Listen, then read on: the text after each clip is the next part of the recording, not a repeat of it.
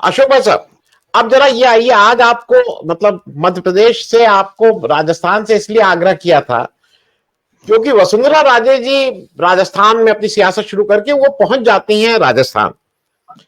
और एक दूसरी वजह यह भी कि जैसे ज्योतिरादित्य जी जिस समय थोड़े बेचैन लग रहे हैं, अपने को प्रूव करना चाह रहे हैं।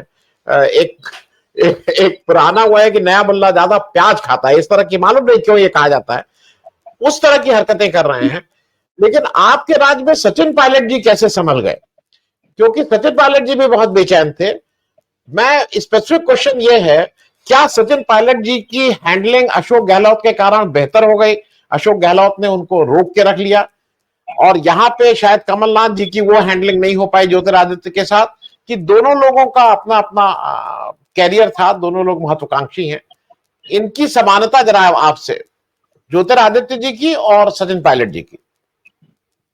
ये तो शासक वर्ग के नौजवान युवा राजकुमार हैं।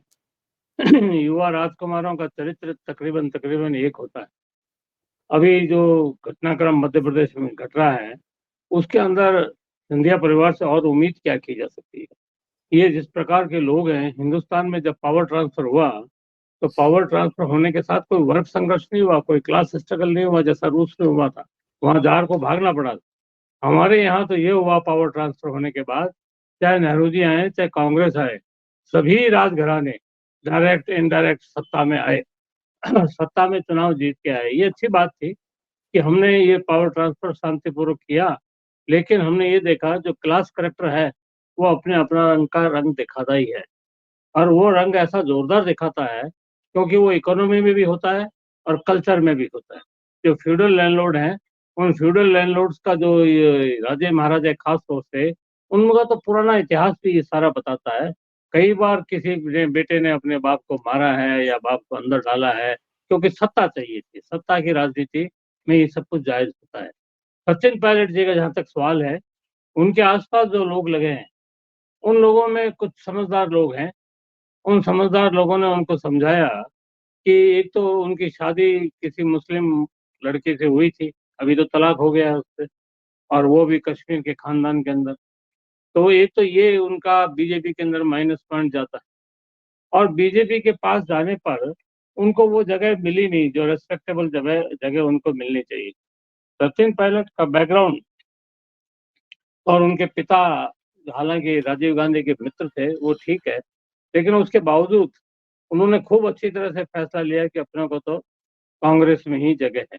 और ये बात सच भी है। कांग्रेस में हो सकता है दूसरी लाइन पे रहें, दूसरी पंक्ति पे रहें वो, लेकिन कई बार ये बात उनसे कही गई है कि अपने वक्त का इंतजार करो। तो शायद ये बात उनको समझ में आ गई, और ये बात समझ में आना कांग्रेस के लिए बहुत अच्छा है।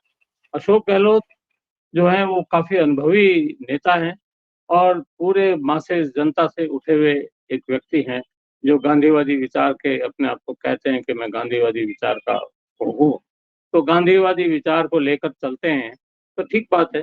उनके अंदर ये अनुभव है काफी कि किस प्रकार से किसको आंकना शब्द लगा रहा हूँ, किसको कैसे चलाना है। वो सोशल इंजीनियरिंग में भी मास्टर हैं। राजस्थान के मध्य राजस्थान के बीच की बेल्ट गुर्जर बेल्ट, अब गुर्जर बेल्ट को कैसे काबू किया जाए, तो उसके लिए सचिन पायलट को उनको अपने साथ में रखना ही है। और सचिन पायलट को भी ये समझ में आ गया कि शेष पूरे राजस्थान के अंदर अशोक गहलोत को ही हर जिले में, हर गांव में, कस्बे में लोग जानते हैं। और ये यूथ कांग्रेस और कांग्रेस सेवा दल के टाइम से, या उससे भी पहले कहें, तो ये तरुण शांति सेना होती थी विनोबा भावे की, और तरुण शांति सेना के कार्यकर्ता होते थे विद्यार्थी जीवन में। उस समय भी राजस्थान के अंदर पद यात्राएं इन्होंने की हैं। भूदान आंदोलन में भी इनके योगदान है। तो उस सूरत में इनको सामान्य लोग काफी अच्छी तरह से उनके साथ में ताल्लुकात है। और जन सामान्य तो आखिर में ताकत है ही। बेशक हो सकता है इस कॉमन मैन को वैल्यू नहीं दी जाती हो चुनाव के बाद, लेकिन कॉमन मैन हमारी डेमोक्रेसी की आत्मा है। और इस बात को गहलोत साहब जानते हैं, और गहलोत साहब बहुत अच्छी तरह डील कर सकते हैं। सचिन पायलट जो है वो मुझे नहीं लगता कि भाजपा के अंदर खप पाएंगे, और आज नहीं, आगे भविष्य में भी नहीं खप पाएंगे। और अब तो बिल्कुल ही समझ लीजिए नहीं। जहां तक इनकी दोनों की तुलना आप इस रूप में नहीं कर सकते कि ये एक ही क्लास करेक्टर के लोग, सिंधिया परिवार और ये। सिंधिया परिवार में जहां तक ये सवाल है कि जो बात वो अभी बोले, तो इसके अलावा बोलेंगे क्या? उनके पास कोई पॉलिटिकल फिलॉसफी नहीं है, कोई डेवलपमेंट का मॉडल नहीं है। और स्वयं बीजेपी का जो है, जो घोषणा पत्र वगैरह है, तो जैसे ये कहते हैं सबका साथ सबका विकास, तो विकास तो भैया आजकल ये कंपनियां अपने आप कर देती। विकास में कितनी लाइटें बेचनी है, कितनी सड़कें बनानी है, और कितने बड़े डोजर आएंगे, कितना वो बिक्री होगा, उनका क्या कुछ होगा, मार्केट के ऊपर डिपेंड करता है विकास। न कि इस बात पर कि आपकी राजनीतिक फिलॉसफी क्या है, न कि इस बात पर वो करता है कि अंतिम व्यक्ति तक आपका विकास पहुंच रहा है कि नहीं पहुंच रहा। जहां तक बड़ी बड़ी अच्छी अच्छी सड़कें बनी, जो विकास हुआ, इनके खुद के काल में जो हवाई जहाज चले, हम जानते हैं कॉमन मैन कितना हवाई जहाज में चलता है। कॉमन मैन को तो अभी तक चप्पल नसीब नहीं हो रही। तो ऐसी हालात के अंदर विकास तो इन्होंने सिंधिया परिवार ने किया हो या किसी और ने किया हो, विकास जो है वो वक्त की आवश्यकता है और बाजार की आवश्यकता है। कम्युनिटी को इधर से उधर ले जाना, मार्केट में पहुंचाना, इसके लिए अच्छी अच्छी सड़कें चाहिए, और जो संसाधनों को पहुंचाना है उसके लिए बहुत अच्छे मार्ग चाहिए। और ये अच्छी बात है कि हम विकसित हो रहे हैं, लेकिन ये कैपिटल जो जनरेट हो रही है, इस कैपिटल के अंदर ये जो फ्यूडल चीज का मिक्सर करना चाहते हैं, ये मिक्सर ज्यादा चलने वाला नहीं है। ज्यादा चलने वाला इसलिए नहीं है, आपने एयर इंडिया का वो मोनोग्राम देखा होगा, उसमें महाराजा कदम झुका के यात्रियों का स्वागत कर रहा है। तो ये महाराज लोगों को ये बात समझ लेनी चाहिए कि डेमोक्रेसी में एयर इंडिया में आपको स्वागत नहीं करना, डेमोक्रेसी में स्वागत करना है वोटर का। और वोटर का जो स्वागत करना है, उसके साथ साथ में उसकी चेतना को भी आपको समझना है। जहाँ तक ग्वालियर का इलाका है और राजस्थान का इलाका, वसुंधरा राजे हमारे यहाँ आई, उसका ससुराल है हमारे यहाँ राजस्थान के अंदर, धौलपुर उनका ससुराल लगता है, और झालारा पाटन से वो चुनाव लड़ती हैं। ये एक विचित्र प्रकार का करैक्टर का समाज होता है, जो शासक वर्ग होता है, वो शासक वर्ग के अंदर इतना नहीं होता कि वो कहीं भी, अब जैसे मुगलों के अंदर राजपूतों की लड़कियां गई हैं, तो वैसे ही वसुंधरा राजे की शादी मेरे ख्याल है गूजरों में हुई है या जाटों में, ऐसे कुछ हुई है ना, मतलब एक अलग। और जो राजस्थान के मूल राजपूत हैं, धौलपुर के पुराने ठाकुरों से सुना है मैंने, वो सिंधिया जी को राजपूत मानते भी नहीं। जो पुराने ठिकानेदार हैं, वो ये कहते हैं कि ये राजपूत कहाँ से आ गए। तो इस प्रकार की विडंबना है हमारे समाज की, ये मानसिक अवस्था है। लेकिन वसुंधरा जी ने एक काम यहाँ जरूर किया, वो काम ये किया कि उसने अपने आप को ये समझ लिया कि मुझे कॉमन मैन के साथ में रिलेशनशिप को बनाए रखना है। और यही कारण था कि अभी भाजपा का जो शीर्ष लीडर है, वो शीर्ष लीडर को भी वसुंधरा जी की लीडरशिप को मानना पड़ा, क्योंकि उन्होंने भाजपा के नीचे के कार्यकर्ताओं को और जिले लेवल पर लोगों से जिस प्रकार अशोक गहलोत की रिलेशनशिप है, उस प्रकार की रिलेशनशिप को उन्होंने बनाया। हर जाति में, हर समाज में उन्होंने बनाया, और इस प्रकार से उनका जो सोच और नजरिया है। लेकिन ये कलंक तो उनको लगता ही है। वो राकेश जी को बताना चाहता हूँ, उन्होंने जो किताब लिखी उसके लिए बहुत बहुत धन्यवाद कि आपने एक रहस्य को खोल दिया।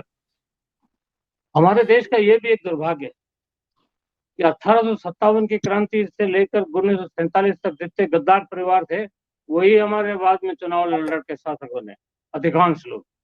और ये एक ऐसा अजीबोगरीब कहानी है कि सुभद्रा कुमारी की चौहान की किताब में से जो कविता थी उनकी, खूब लड़ी मर्दानी वह तो झांसी वाली रानी थी, उसमें से वो लाइनें डिलीट कर दी जिसमें ग्वालियर राजघराने का जिक्र। और उस 1857 के गदर के अंदर तांतिया टोपे हमारे बीकानेर की जेल में रहे थे।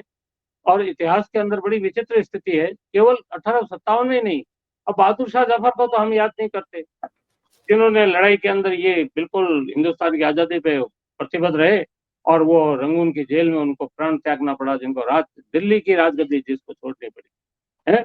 लेकिन हम सिंधिया परिवार के हर शख्स को राजनीति में किसी न किसी रूप से, किसी न किसी पार्टी में, और अभी डेमोक्रेसी में ये भी अच्छी बात हो गई कि भाई एक भाई तो कांग्रेस में, एक भाई भाजपा में, अब 2 या 3 पार्टियां हैं प्रमुख रूप से है। कम्युनिस्ट पार्टी में तो अभी जगह इनको मिलती नहीं है, या जगह मिलती नहीं है या जाना नहीं चाहते, क्योंकि कम्युनिस्ट पार्टी का कोई भविष्य उनको दिखाई नहीं देता। लोग ये कहने लगे हैं कि भाई कम्युनिज्म का जमाना रूस में चला गया, चीन में चला गया, तो इंडिया में क्या आने वाला है।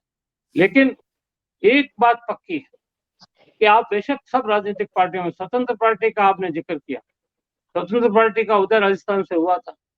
वो स्वतंत्र पार्टी न सिर्फ पीड़ित से पीड़ित लोगों की थी, पीड़ित राजाओं को सरकार कुछ पैसा दिया करती थी, उस पैसे को बंद करने पर इंदिरा गांधी से लोग नाराज हुए। कौन लोग नाराज हुए? जिनको लाभ मिलता था। कॉमन मैन तो खुश हुआ था।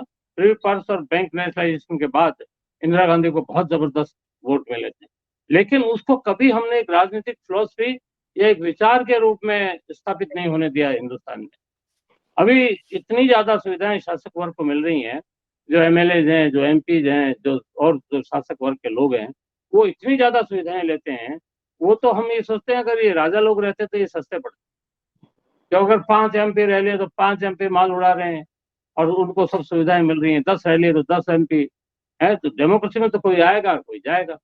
राजनीतिक पार्टियों पर अभी पूरी तौर पर इन सामंती लोगों का कब्जा है, चाहे अनजाए। चाहे नरेंद्र मोदी को लगता है, कि हमको भी लगता है कि वो देश के प्रधानमंत्री हैं, लेकिन वो पहले बचपन में कहानी सुनते थे कि 7 समुद्र पार उस राक्षस की आत्मा उस तोते के अंदर है। तो वो 7 समुद्र पार जो आत्मा है, तो मोदी जी की आत्मा किसके पास में, किस तोते में है? ये भाई मैं समझता हूँ खोजने का विषय है। विज्ञान वाले भी खोजें, फिलोसफी वाले भी खोजें, लेकिन मोदी जी के पास में खुद के पास कुछ नहीं है। खुद के पास तो जिस दिन उनको उनकी मूर्तियां लगानी है, उस दिन फटाफट मूर्तियां लगा देंगे। मूर्ति लगाने में जी तो भाजपा मास्टर है ही, फटाफट लगा देगी। लेकिन वसुंधरा जी हमारे राजस्थान की राजनीति में रस बस गई हैं, राजनीति में भी और यहाँ के जन सामान्य में। तो उनको ज्यादा ग्वालियर से ज्यादा लेन देन नहीं है। मेरे ख्याल है इनके खानदान में भी आपस में विवाद है। हो सकता है माया को लेकर हो, संपत्ति को लेकर हो, स्टेटस को लेकर हो। ये होता ही है, क्योंकि अब ग्वालियर राजघराने का जो राजमहल है, कहते हैं कि वसुंधरा जी तो उसमें कभी जाते ही नहीं है, और इनकी माता जी भी बाद में नहीं चलती थी। और ऐसी जी हालात के अंदर हमें ये देखना पड़ेगा कि चाहे राजघराने वाले किसी भी पार्टी में जाएं, जिस प्रकार राकेश जी ने इनका इतिहास खोजा है, उनको 1857 से थोड़ा सा पीछे जाकर भी और खोज लेना चाहिए कि कौन कहाँ खड़ा था। और ये जो हमारे रियल हीरो हैं, जिनकी वजह से मैं और आप आज बात कर रहे हैं, बोल रहे हैं और लोकतंत्र के अंदर जी रहे हैं, सांसें ले रहे हैं, इन रियल हीरोज के जो वंशज हैं वो आज कहाँ हैं? मैंने सुना है कि झांसी की रानी के जो ब्लड रिलेशन वाले कुछ लोग इंदौर में रहते हैं, लेकिन मेरे ख्याल में इंदौर के लोगों को भी पता नहीं होगा कि वो कहाँ है। हम में से और फोटो कहीं इंग्लैंड में कहीं झांसी की रानी की मिली है, हमारे में से किसी के पास नहीं है। लेकिन ग्वालियर राजघराने के हर बच्चे की फोटो किसी न किसी के पास मिल जाए। अभी राजस्थान में जो टिकटों का वितरण हुआ है, उसमें भी इस बात का पूरा ध्यान रखा गया कि राजघराने वाले कहाँ हैं। राजघराने वाले तमाम लोगों को टिकटें मिली हैं, उनके सिपा सलारों को टिकटें मिली हैं भाजपा की तरफ से भी। कांग्रेस ने भी उनको संतुष्ट रखने की कोशिश की है। तो ऐसी स्थिति में कोई भारी बदलाव हो जाएगा, ऐसी उम्मीद नहीं करनी चाहिए। और जिस विकास जी का हम डोरा पीट रहे हैं बहुत जोरदार, वो तो साइंस टेक्नोलॉजी और वक्त की ऐसी आवश्यकता है कि अगर आप एरोप्लेन चलाएंगे तो वो एरोप्लेन रेत के टिब्बों पे तो चलेगा नहीं, उसके लिए हवाई अड्डा बनाना ही पड़ेगा। अगर आपको ये बहुत अच्छी कोई बस चलानी है तो उसको कहाँ चलाएंगे? अब गंगा में अगर तो वो चलाना है आपको जहाज, तो गंगा की हालत को ठीक करना ही पड़ेगा। मैं इसलिए नहीं कहता, विकास वक्त की आवश्यकता है और विज्ञान की आवश्यकता है, इकोनॉमी की आवश्यकता है, न कि राजनीतिक नेताओं। राजनीतिक जी नेताओं के पास तो विजन ही नहीं है, और इनको जो ये सामान है, इनको भी कारपोरेट वाले सप्लाई कर रहे हैं, तो इसलिए मजे कर रहे हैं। तो इनको तो जो मिल रहा है वो मिल रहा है।